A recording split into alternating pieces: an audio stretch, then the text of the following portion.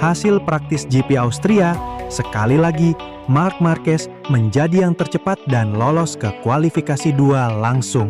5 rider Ducati lolos kualifikasi 2. Hanya Fabio Di Chia yang tidak masuk 10 besar.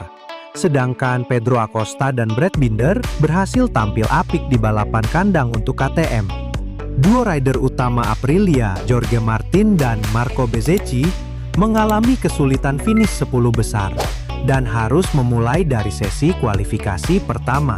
Raul Fernandez, rider Trackhouse Aprilia, secara mengejutkan berhasil mengamankan posisi kelima.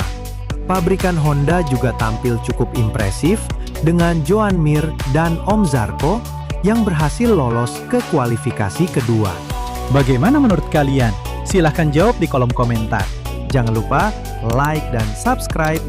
Terima kasih.